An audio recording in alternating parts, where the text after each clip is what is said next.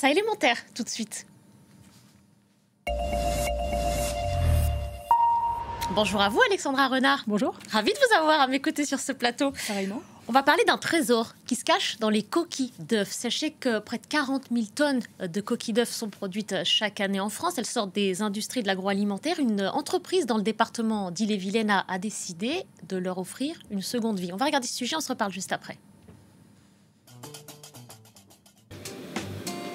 Quand Yacine Cabèche met sa Charlotte, c'est pour aller récupérer ce qu'il appelle l'or blanc.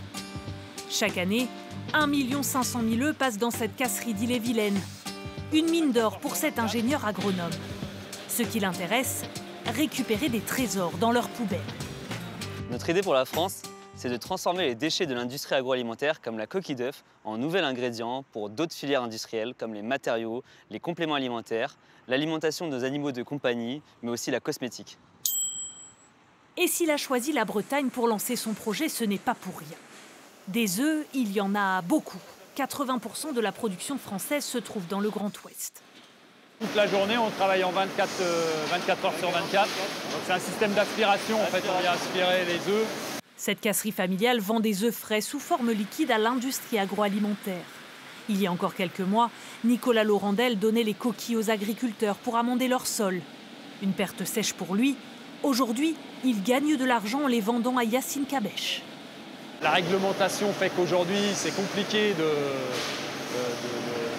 mettre ces coquilles sur les champs. Donc là, c'est vrai qu'il y a un intérêt commun à trouver des solutions économiquement qui soient viables. Il faut dire que le secteur est porteur. 53 casseries françaises se partagent aujourd'hui le marché avec des déchets de plus en plus importants. Il y a 40 000 tonnes de coquilles d'œufs qui sont rejetées aujourd'hui en France. En Europe, il faut savoir, c'est 160 000 tonnes. La France, on est les premiers producteurs d'œufs européens. Donc quand vous entendez ce chiffre-là, on se dit qu'il fallait travailler. Et c'est dans ce laboratoire dernier cri que les coquilles d'œufs sont valorisées. Grâce à un procédé breveté et donc top secret, la membrane qui tapisse l'intérieur de l'œuf est séparée de sa coquille. Séchée et broyée, la poudre de coquille riche en calcium est alors revendue et réutilisée dans le BTP notamment. Des entreprises qui cherchent avant tout à réduire leur empreinte carbone. On vient en alternative au carbonate de calcium qui provient aujourd'hui majoritairement des carrières de calcaire. Et donc nous, notre carbonate de calcium, il est biosourcé, recyclé, décarboné. Aujourd'hui, on le propose majoritairement au marché des matériaux. Les matériaux, c'est quoi? C'est le revêtement de sol, la peinture, c'est aussi le verre, le caoutchouc. La poudre de membrane, elle, sert à la confection de compléments alimentaires et cosmétiques, vendus dans des boutiques spécialisées comme ici à Rennes. Paul-Étienne Jacob a tout de suite été conquis par cette matière première, un concentré de principes actifs naturels censé retarder le vieillissement cutané. C'est vrai que le collagène conventionnel, on l'extrait du bœuf ou du poisson.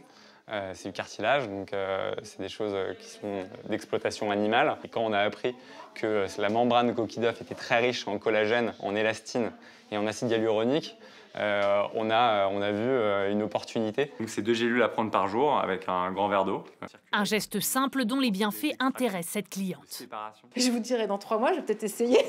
Vous me réinterviewez dans 3 mois et puis j'aurai une peau sublime.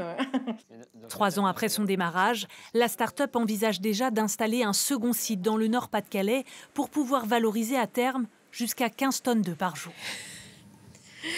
Alexandra, 40 000 tonnes d'œufs en France. Est-ce que les Français en mangent tant que ça? Ils en mangent énormément. Dur, omelette. Sous toutes les formes, 15 milliards en 2023. C'est conséquent. C'est énorme. Oui. 224 donc, sur l'an dernier. Ça, c'est une moyenne, hein, mais 224 œufs par Français. Ça veut dire quand même qu'on mange 4 œufs par semaine. C'est gigantesque. C'est un aliment, on se le disait là, hors caméra, qui effectivement constitue la majorité des bases de nos plats, un plat maison ou même plat industriel. Et la passion pour les œufs, elle continue à durer là, cette année en 2024. C'est-à-dire que depuis le début de l'année, on a encore une nouvelle hausse, plus 5,2%. Et ça, c'est un record historique. Alors ça, c'est les chiffres. Mais pourquoi cette folie? L'œuf est devenu tendance, tout simplement, la tendance 2024. Plus sérieusement, l'œuf est surtout la source de protéines animales la moins chère. C'est-à-dire qu'en fait, quand vous mangez 2 œufs, c'est sensiblement l'équivalent de 100 grammes de viande ou 100 grammes de poisson. Mais ce n'est pas que ça, c'est aussi très riche en vitamines, en micronutriments, les bons acides gras, les antioxydants et même des oméga 3. Si vous donnez des petites graines de lin à vos poules, vous pourrez bénéficier de l'antistress un peu magique. Donc vous voyez, l'œuf, c'est vraiment un trésor. Et on peut aussi recycler ces coquilles d'œufs à la maison, donc le faire soi-même. Effectivement. Alors, il y a plusieurs solutions. Les coquilles d'œufs, c'est vraiment des petits, on dit des petites bombes nutritionnelles, vraiment, parce qu'elles regorgent de calcium, de magnésium, de phosphore. Une fois qu'elles sont réduites en poudre, alors simplement, on jette la coquille dans un broyeur. On peut l'utiliser pour notre propre consommation, c'est-à-dire mettre une demi-cuillère à café de la poudre de la coquille d'œuf dans un jus de fruits frais ou bien dans un smoothie. Et ça a beaucoup de bons effets. On va s'y mettre. C'est bon aussi pour les plantes, paraît-il. Mais c'est vrai, on va s'y mettre et on se reparle dans 3 mois, voir l'effet des pots. C'est bon donc pour nous, c'est bon pour les plantes. Ouais, rendez-vous est pris, attention. Le test.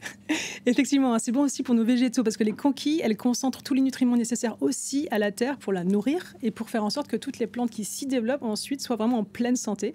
Il suffit là aussi de verser un tout petit peu de poudre de coquille d'œuf, tout simplement broyée, dans la terre juste avant de planter les semis. On peut utiliser, et ça je l'ai fait, les coquilles d'œuf, juste la moitié d'un coquille d'œuf. On garde une petite graine, on met dans la coquille un peu de terre, un peu d'eau, et là ça pousse réellement et ça pousse vraiment bien. Alors évidemment, il faut mieux choisir de préférence une graine ou un pépin qu'on a aimé, comme moi c'était des tomates, et ça pousse, le tour est joué. C'est vraiment très bien. Et on peut même l'utiliser aussi pour détacher un vêtement, blanchir son linge et même nettoyer sa vaisselle. Ouais, donc il y a plein de petites astuces. Bon, maintenant qu'on donne envie à tout le monde d'en consommer davantage, il y a un problème, il y a un hic, c'est qu'on va commencer à manquer d'œufs en France. C'est tout le problème. Ça plaît beaucoup et c'est pas le seul problème, c'est aussi parce qu'il y a eu des problèmes de grippe aviaire. Donc jusqu'ici, la France, elle était complètement autosuffisante. Ça veut dire que 100% des œufs que nous consommions étaient issus de protecteurs français. Maintenant, c'est un petit peu à la baisse. Qu'est-ce qu'on peut faire ? On sait qu'il y a 1 million de poules pondeuses qui sont nécessaires aujourd'hui pour satisfaire l'ensemble des besoins. Mais comme je vous le disais, c'est vraiment la grippe aviaire qui a posé problème, quoi. Et comment est-ce qu'on peut revenir à une autosuffisance ?